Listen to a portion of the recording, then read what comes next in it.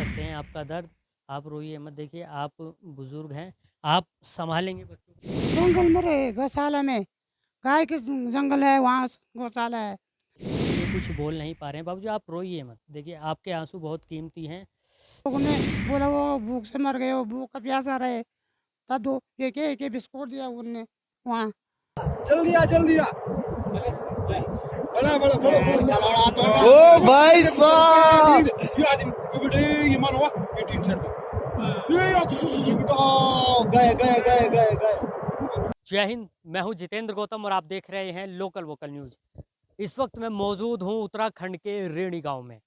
ये नाम कुछ दिनों से ज़्यादा सुर्खियों में है। यहाँ पर लोगों ने तपोवन में जो आपदा आई उसका विकराल रूप देखा। इस गांव से 8 किलोमीटर आगे तपोवन है। वहाँ जो आपदा आई उससे कुछ मिनटों पहले वो आपदा यहाँ पर थी। यहाँ के लोगों ने अपनों को अपनी आंखों के सामने खो दिया। आज हम उन्हीं लोगों से जानने पहुँचे हैं कि उनकी क्या मुख्य वजह है, क्या वो चाहते हैं, क्या सरकार से उनकी उम्मीदें हैं, क्या वो इस गांव में अब रहना चाहते हैं या फिर अब इस गांव से वो पलायन करने की मांग करते हैं। ऐसे ही तमाम मुद्दे हैं जिन पर आज हम यहाँ के लोगों से बात करेंगे। उत्तराखंड के चमोली से रेणी गांव की ये भयानक तस्वीरें शरीर में सिरहन पैदा कर रही हैं। जल्दी आ बड़ा बड़ा बड़ा ओ भाई साहब ये मानो ये टीम सेट गए गए गए गए गए गए गए ऊपर तो प्रकृति का ये खौफनाक मंजर कई सवाल खड़े करता है कि आखिर इसकी वजह क्या हो सकती है। ये ग्लेशियर आखिर क्यों टूटा, इसके लिए कौन जिम्मेदार है, इंसान या प्रकृति। हाँ, तब ऊपर गांव में रहा मैं, वाह 2 दिन, एक दिन ऊपर रहा, एक दिन नीचे गांव में 5-7 आदमी था, यही साथ रहा। इस जो हादसा हुआ, आपदा जो आई, इसमें किसको आपने खो दिया? आपकी आंखों में आंसू हैं। हाँ? किसको आपने खो दिया? आपकी आंखों में आंसू हैं, तो कौन था आपका? घर वाला। आप रोइए मत। समझ सकते हैं आपका दर्द। आप रोइए मत। देखिए आप बुजुर्ग हैं, आप संभालेंगे बच्चों को तभी संभलेंगे। आप कितने बच्चे?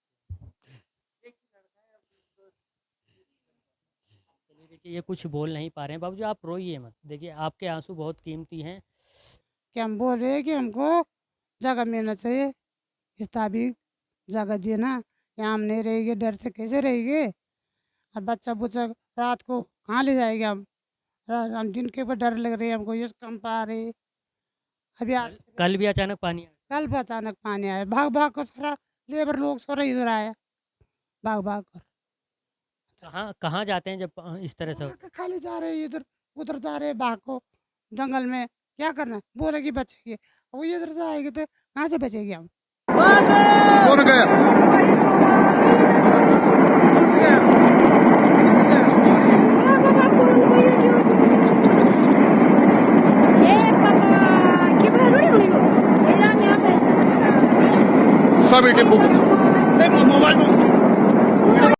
अगर पिछले कुछ सालों के हादसों को देखें तो ज़्यादातर पर्यावरणविद और वैज्ञानिक इसके लिए इंसान को जिम्मेदार मानते हैं।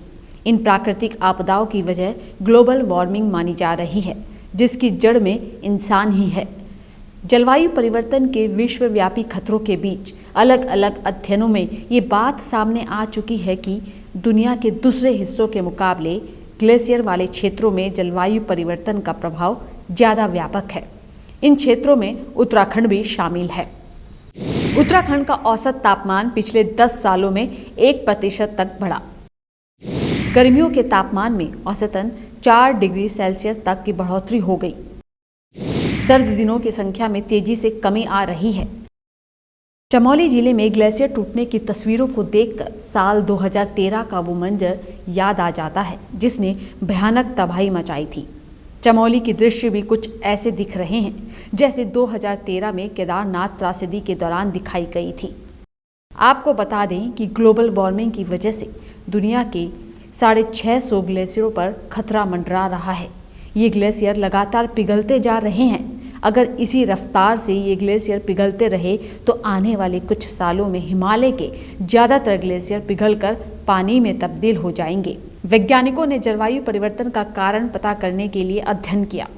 40 साल के उपग्रह डेटा पर आधारित इस तरह के एक अध्ययन में ये बात सामने आई है। 2018 में साइंस एडवांसेस में प्रकाशित रिसर्च में निष्कर्ष निकाला गया था कि हिमालय के ग्लेशियर साल 2000 के बाद से हर साल 1.5 फीट बर्फ खो रहे हैं। हिमालय की बर्फ पिछले 25 साल की अवधि की तुलना में ज़्यादा तेजी से पिघल रही है। पिछले 1 सालों में करीब 8 मिलियन बर्फ पिघल चुकी है। इस स्टडी में वैज्ञानिकों ने ग्लोबल वार्मिंग के खतरे की ओर इशारा किया है और जिस तरह से ये ग्लेशियर पिघल रहे हैं उससे खतरा दोगुना हो रहा है। 2018 में international centre for mountain integrated development की एक रिपोर्ट में चेतावनी दी गई थी कि सदी के अंत तक हिमालय अपनी बर्फ के 1/3 हिस्से तक को खो सकता है। आपको बता दें कि भारत ने बहुत पहले ही जलवायु परिवर्तन से जुड़े कई लक्ष्य अपने लिए तय कर लिए थे।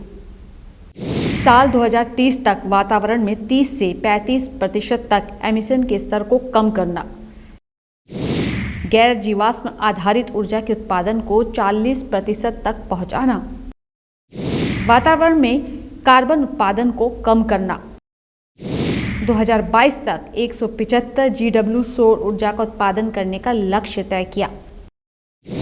2030 तक 2.6 करोड़ हेक्टेयर बंजर जमीन को दोबारा खेती लायक उपजाऊ बनाने का लक्ष्य तय किया। भारत ने सौर संधि करते हुए 88 देशों का एक समूह बनाया है ताकि इन देशों के बीच तकनीक का आदान प्रदान आसानी से हो सके। India has adopted low carbon and climate resilient development practices. I am glad to share that India is not only meeting our Paris Agreement targets but also exceeding them.